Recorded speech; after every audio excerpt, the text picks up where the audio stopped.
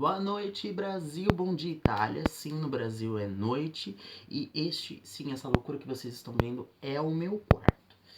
Bom, a aula de hoje vai ser sobre variação linguística e gatos. Os gatos estão aqui mordendo as pelúcias. As pelúcias vão aparecer já já, isso se os gatos não acabarem com elas.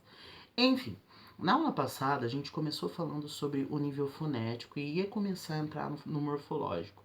Mas antes disso eu preciso revisar coisas. A primeira coisa que eu preciso revisar enquanto a luz natural que vem de mim, vocês estão vendo essa iluminação natural? É a minha auréola, é porque eu sou um anjo. Enfim, enquanto a minha auréola brilha, o que eu preciso revisar com vocês são duas coisas. A primeira, a relação entre variação e oposição. E a segunda, as distinções. Essa é a Ayla. Fala oi, Ayla. Entre morfema, entre fonema e fone. Eu vou usar os gatos, gente, já que eles estão aqui. Eles estão apagando a minha lousa. Então, já que eles estão aqui, a relação entre este gato, fala oi, Naga, ela é a Naga, e este outro gato é de, ao mesmo tempo pode ser de variação ou de oposição. Se eu considerar eles como animais, este espécime, diga oi. Oi, nós vamos dominar o mundo. E este espécime são variações do mesmo bicho, portanto a relação entre eles é de variação. Esse é um alogato de um gatema só. Ai, que idiotice. É um bicho só, então são variantes do mesmo bicho. Agora, se eu considerar elas individualmente, eu tenho uma oposição. Porque essa aqui é a Naga, essa é a Ayla. Elas individualmente são gatas diferentes. Deu pra entender? As duas em relação a um cachorro são variantes do mesmo animal. E elas em relação a um cachorro têm uma relação de oposição. Elas querem sair. Deixa eu deixá-las descerem. Pra ficar um pouco mais claro, eu acho, esse bichinho aqui, se eu apertar, elas têm medo. Esse bichinho, em relação a esse bichinho, olha lá, eu apertei e fez barulho. Esse bichinho, eles são o mesmo bicho. A única diferença é a cor. Então, entre esse e esse, eu teria simplesmente uma mudança de cor, como no vídeo anterior eu referi sobre a Shakira. Eu tenho uma relação de variação. Agora, esse cachorro, eu acho que o nome dele é Bilu, não sei. Gente, eu dou aula com pelúcias, olha isso. E o Pluto, a relação entre eles, considerando-os como animais, eles são variantes do mesmo animal. Mas o Pluto é uma outra coisa que o Bilu. Então, individualmente, o Pluto tem uma relação de oposição em relação ao Bilu, porque ele não é o Bilu.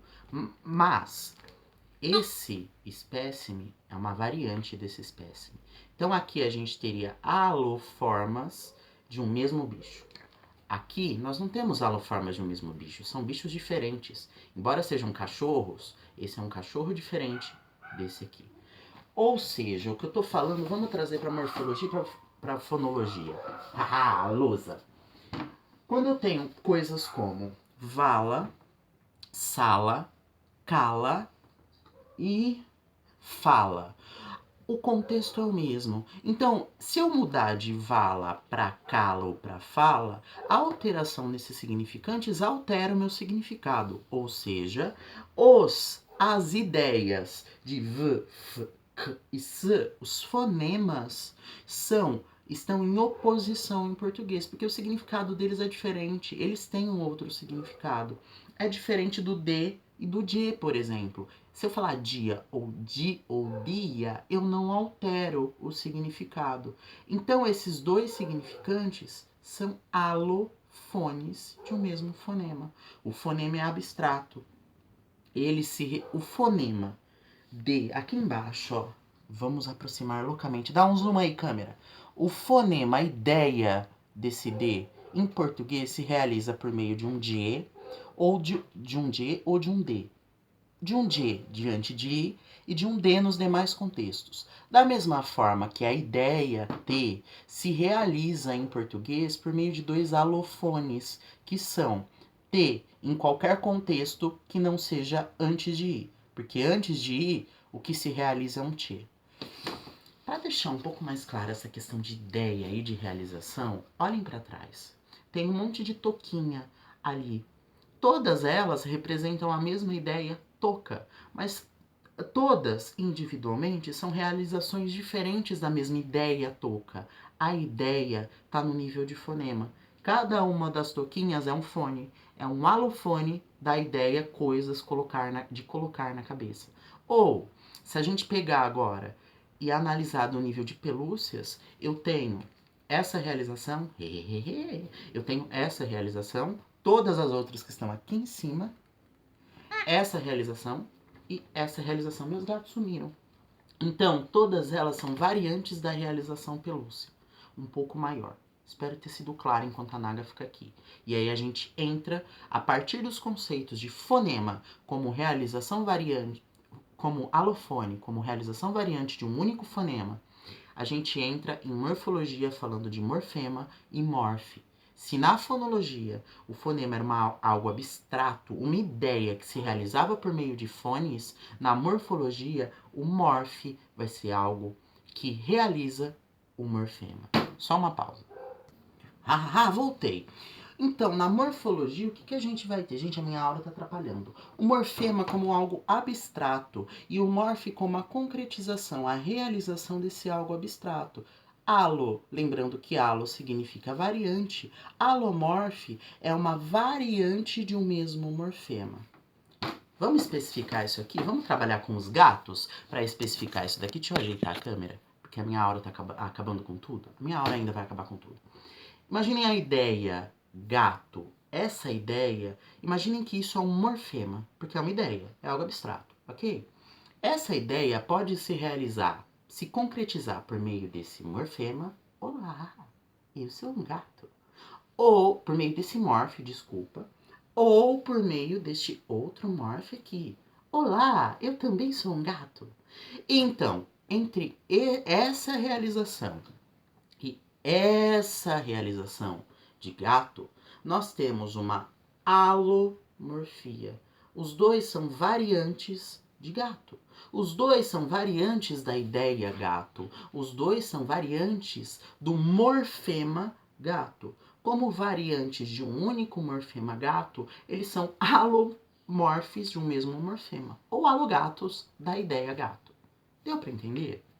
Da mesma forma que isso aqui é um alomorfe desse aqui, que na verdade é um alomorfe de uma única ideia desse bichinho. Ok. Eu já usei os gatos e, portanto, a Sociedade Protetora dos Animais pode me processar. Gente, não me processem, tá? Eu tô usando por um bom fim. Enfim, especificando agora, não com gatos, mas com coisas da língua. A ideia, plural de nomes, isso é uma ideia, tá? Tá no nível abstrato. Como eu concretizo isso? Como eu faço o plural de um nome, de substantivo? Imaginem qualquer substantivo. O primeiro que vem na minha cabeça, tijolo. Talvez porque eu queria dar uma tijolada na cabeça de alguém, mas isso não é o caso. Como eu formo o plural de tijolo? Tijolos. Como eu formo o plural de casa? Casas. Como eu formo o plural de mesa? Mesas. Então, uma das realizações desse morfema é o morfe S.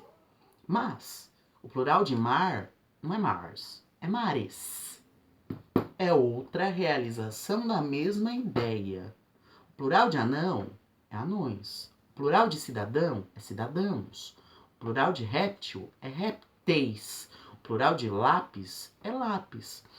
Então, todas essas realizações aqui, todos esses morfes, são realização de uma única ideia, de um único morfema. Morfema é a ideia, morfe é a realização, concretização, como aparece na língua.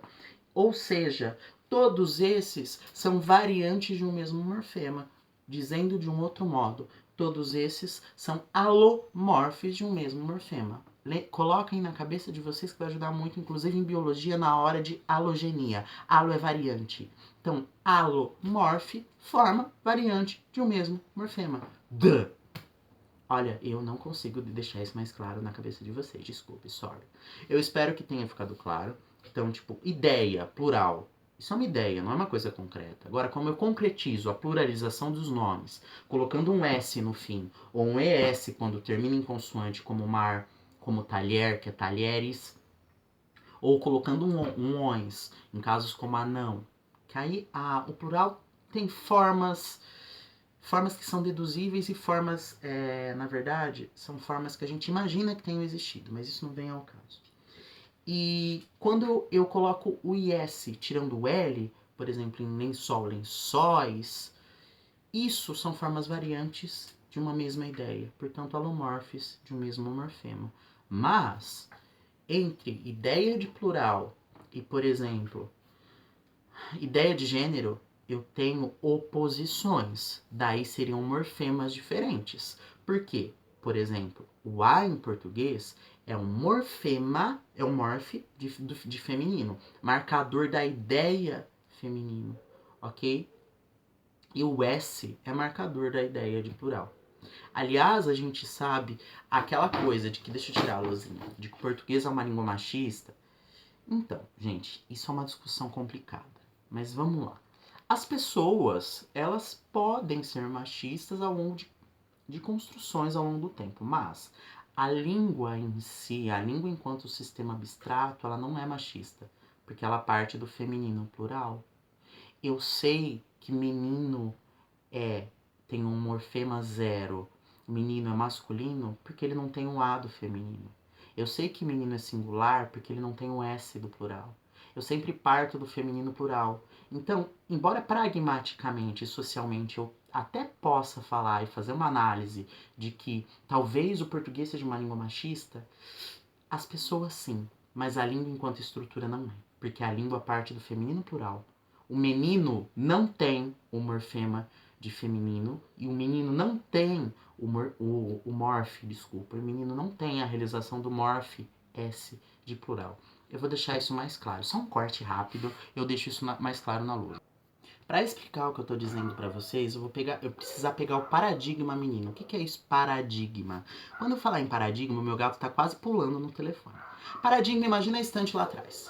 Ela tem coisas organizadas. O paradigma é isso. O paradigma, as possibilidades de realização da palavra menino, dessa ideia geral, desse morfema, são os seguintes morfes, são as seguintes palavras, formas. Menino, masculino singular, o feminino singular menina, masculino plural meninos, feminino plural meninas.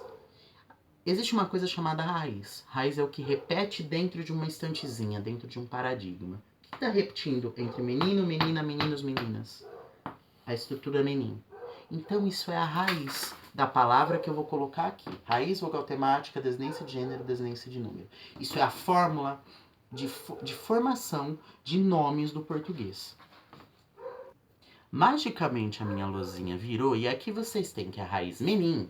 Para formar menino, eu preciso manter ela, aí eu tenho a vogal temática, que é o tema da palavra, o, mais desinência de gênero. Eu não sei que é masculino. Por que é masculino? Porque não tem um A.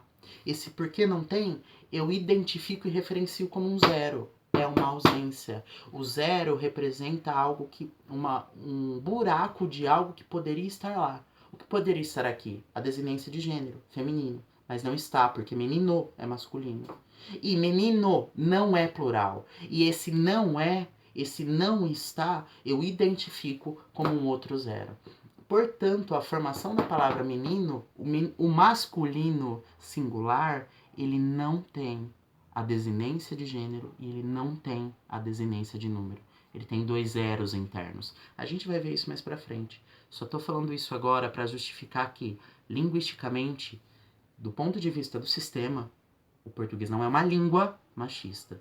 Derivações sociais são outra coisa, mas do ponto de vista do sistema, o masculino singular, ele tem faltas. Ele tem faltas do feminino e ele tem faltas, ausências do plural. Ele tem faltas porque a estrutura do português parte do feminino plural e não do masculino. Bom, gente, é isso por hoje do nosso Trabalhando com Gatos. Eu vou mudar o nome do canal. Qualquer dúvida, vocês me mandam mensagem pro inbox. Um beijo, um abraço, um aperto de mão.